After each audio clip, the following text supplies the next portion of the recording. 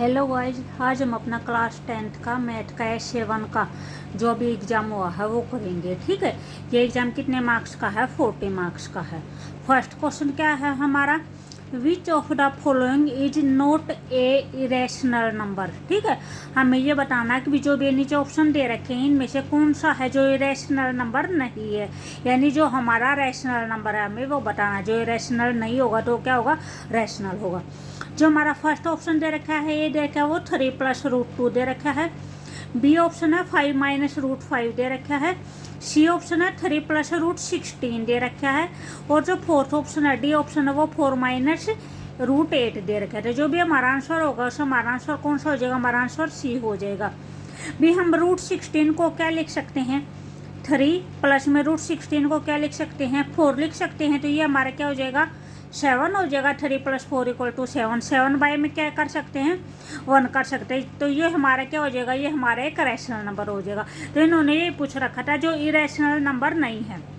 जो हमारा √2 है, √2 के हमारी कोई फिक्स वैल्यू नहीं होती। √5 है, √5 की भी हमारा जो होता है कि रैशनल नंबर ही होता है, उसको हम रैशनल नंबर में नहीं चेंज कर सकते। √8 है वो भी हमारा ये रैशनल नंबर ही होता है, उसको भी हम रैशनल नंबर में नहीं चेंज कर सकते। लेकिन जो √16 है, √16 की जो भी वैल्यू होती है वो कितनी होती है? 4 होती है। तो ये हमारा क्या हो जाएगा? ये हमारा एक रैशनल नंबर काउंट हो जाएगा। तो इसका जो भी हमारा आंसर होगा वो कौन सा होगा? ऑप्शन नंबर सी होगा। उसके बाद क्वेश्चन नंबर सेकंड है। सेकंड में क्या है? सम ऑफ जीरोज, आपको सम ऑफ जीरो बतानी है ऑफ ए क्वाड्रेटिक पोलिनोमियल। जो भी क्वाड्रेटिक पोलिनोमियल दे रखे वो ये दे रखे x² - 4x + 1 = 0।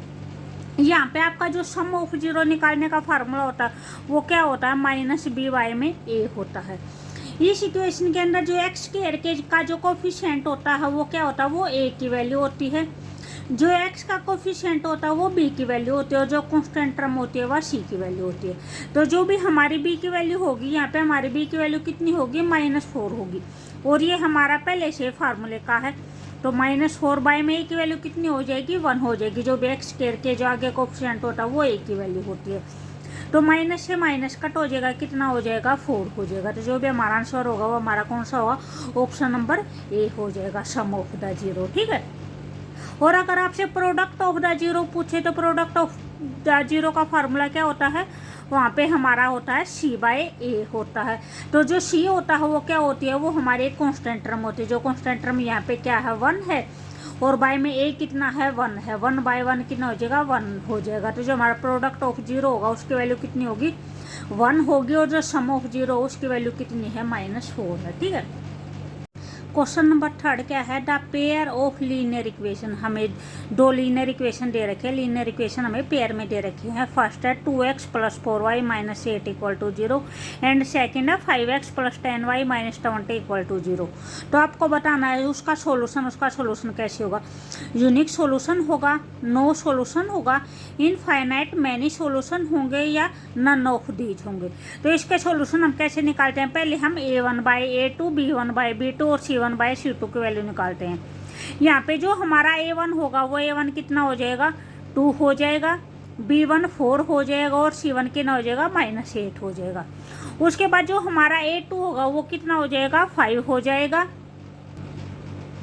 जो b2 है वो कितना हो जाएगा? 10 हो जाएगा। और जो c2 होगा वो कितना हो जाएगा? -20 हो जाएगा। ठीक है। हम a1/a2 करते हैं तो a1 2 है और a2 कितना है? 5 है। 2/5 होगा। b1/b2 करते हैं तो ये हमारा कितना हो जाएगा? 4 है। और ये कितना है? 10 है। ठीक है। इसको कट करेंगे। 2 2 जा 4, 2 5 जा 10। उसके बाद c1 है। c1 हमारा कितना है? -8 है। और जो c2 है वो कितना है? -20 है। यहाँ पे माइनस से माइनस कैंसिल हो जाएगा। 4 2 जा 8 हो जाएगा। 4 5 जा 20 हो जाएगा। यहाँ पे हमारी a1/a2, b1/b2 और c1/c2 तीनों की वैल्यू क्या है? इक्वल है। तीनों की वैल्यू कितनी है? 2/5 है। अगर तीनों के तीनों हमारे इक्वल आते हैं तो वो क्या होती है? इनफाइनाइट मैनी सोल्यूशन होते हैं। यानी कौन सी लाइन होते हैं? कंसिस्टेंट लाइन होती है। तो टेंथ लाइन में जो सोल्यूशन होते हैं वे क्या होते हैं, इनफाइनाइट मैनी सोल्यूशन होते हैं। अगर हमारा A1/A2 और B1/B2 हमारा इक्वल नहीं होता तो वो क्या होता है, वो यूनिक सोल्यूशन होता है। वहाँ पे हमारी लाइन क्या होती है, इंटरसेक्टिंग लाइन होती है।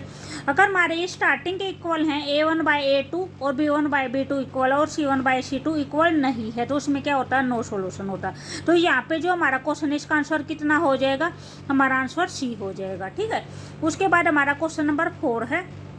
4 में क्या है, which of the following can not be probability, इसमें से हमारी कौन सी है जो प्रोबेबिलिटी नहीं हो सकती ऑफ एन इवेंट, किसी भी इवेंट की प्रोबेबिलिटी नहीं हो सकती। फर्स्ट ऑप्शन है 1 है, सेकंड है -1/5 है, सी है 15% है और डी है 0.7 है। तो यहाँ पे हमारा आंसर क्या हो जाएगा, यहाँ पे हमारा आंसर हो जाएगा बी ऑप्शन।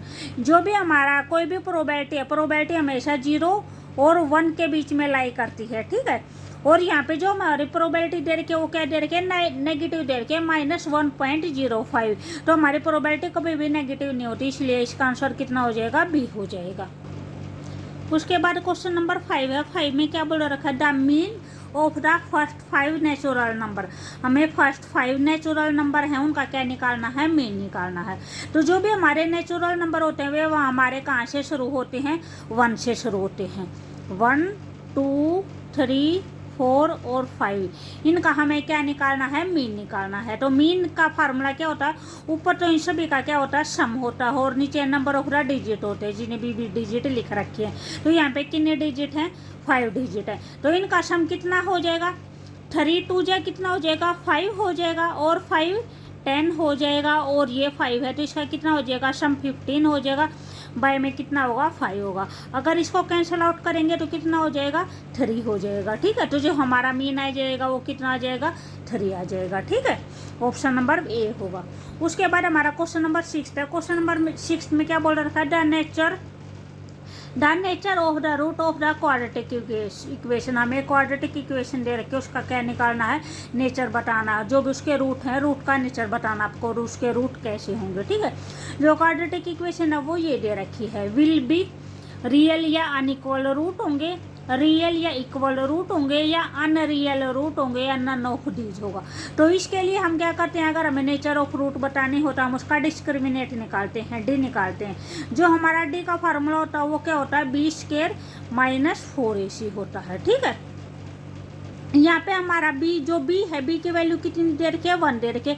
जो भी एक्स के आगे होता है वो क्या होता है, बी होता है, x² के आगे ए होता है, और जो भी कांस्टेंट वैल्यू होते हैं वो क्या होते हैं, सी होते हैं। तो यहाँ पे हमारा बी कितना हो जाएगा, 1 हो जाएगा। 1 का स्क्वायर -4 × 1 × सी की वैल्यू कितनी है, -1 है। ठीक है, यहाँ पे हमारा कितना हो जाएगा, 1 का स्क्वायर 1 होगा और ये -1 और -4 ऐड होकर क्या हो जाएंगे, प्लस का हो जाएगा। तो ये हमारा कितना हो जाएगा, इसकी मल्टीप्लाई करेंगे तो 4 होगा।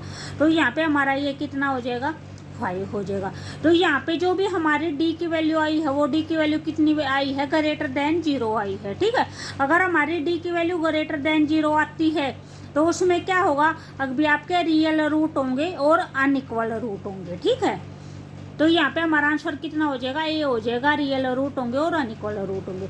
अगर आपकी वैल्यू डी = 0 आती है तो उसमें क्या होता है, उसमें रियल रूट होते हैं और इक्वल रूट होते हैं। अगर डी की वैल्यू <0 आती है तो उसमें क्या हो जाएगा, उसमें अनरियल रूट होते हैं। ठीक है, उसके बाद हमारा क्वेश्चन नंबर 7 है। 7 में क्या बोल रखा, डिस्क्रिमिनेट निकालना है आपको इस क्वाड्रेटिक इक्वेशन का। जो ऊपर वाला फार्मूला है सेम एज इट इज वही होगा। डिस्क्रिमिनेट का फार्मूला क्या होता है, B² - 4AC होता है। ठीक है, डी क्या होता है, B² - 4AC होगा। यहाँ पे आपकी जो B की वैल्यू है वो कितनी है, -5 है, तो -5 का स्क्वायर होगा × 4 × A की वैल्यू कितनी है, 1 है, और C की वैल्यू कितनी है, 6 है। ठीक है, तो इसको आगे सोल्व करेंगे तो कितना हो जाएगा, 5 का स्क्वायर 25 हो जाएगा, माइनस में कितना हो जाएगा, 24 हो जाएगा। 4 6 जा 24, तो हमारा आंसर कितना आ जाएगा, 1 आ जाएगा। तो यहाँ पे हमारी वैल्यू कितनी होगी, 1 होगी। उसके बाद हमारा क्वेश्चन नंबर 8 है। क्वेश्चन नंबर 8 में क्या बोल रखा है, the sum of the probability of all elementary event of an experiment. यानी आप कोई भी एक्सपेरिमेंट करते हैं उसमें जो भी सम होता है, जितने भी आपके इवेंट है उन इवेंट का प्रोबेबिलिटी निकालते हैं, उन प्रोबेबिलिटी का जो सम होता है वो कितना होता है, वो हमारा 1 होता है। ठीक है, उसके बाद हमारा क्वेश्चन नंबर 9 है। क्वेश्चन नंबर 9 में क्या बोल रखा है, what is the class marks. हमें क्लास मार्क्स बताने हैं ऑफ द क्लास इंटरवल, जो भी आपको क्लास इंटरवल दे रखे हैं उसके क्लास मार्क्स बताना है, और क्लास मार्क्स कितना होगा। तो यहाँ पे हमारा इनके बीच में जो डिफरेंस होता है वो क्या होता है, ये आपको क्लास इंटरवल दे रखा है, तो इसके बीच का जो डिफरेंस होगा वो क्या होगा, वो क्लास मार्क्स होगा। तो इनके बीच में कितना डिफरेंस है, 40 माइनस 30 इक्वल टू कितना हो जाएगा, 10 हो जाएगा। तो जो हमारा क्लास मार्क्स होगा वो कितना होगा, 10 होगा। उसके बाद हमारा क्वेश्चन नंबर 10 है, express 270 as a product of its prime factor. हमें 270 के क्या करने हैं, प्राइम फैक्टर करने हैं 270 के। इससे पहले किससे डिवाइड करते हैं, 3 से डिवाइड करते हैं। तो ये कितना हो जाएगा, यहाँ पे 3 9 जा 27 और 0 हो जाएगा। उसके बाद फिर 3 से करेंगे तो कितना हो जाएगा, 30 हो जाएगा। बिट फिर 3 से करेंगे तो कितना हो जाएगा, 10 हो जाएगा। बिट 2 से करेंगे तो कितना हो जाएगा, 5 हो जाएगा। और 5 से करेंगे तो कितना हो जाएगा, 1 हो जाएगा। तो यहाँ पे हमारा जो 270 उसके प्राइम फैक्टर क्या हो जाएंगे, 3 इंटू 3 इंटू 3 इंटू 2 और इंटू 5। ठीक है, यहाँ पे हमारा आंसर कितना आ जाएगा, ये आ जाएगा हमारा आंसर। उसके बाद जो भी नेक्स्ट क्वेश्चन है वे हम अपने नेक्स्ट वाली वीडियो में करेंगे। ठीक है, ओके बाय।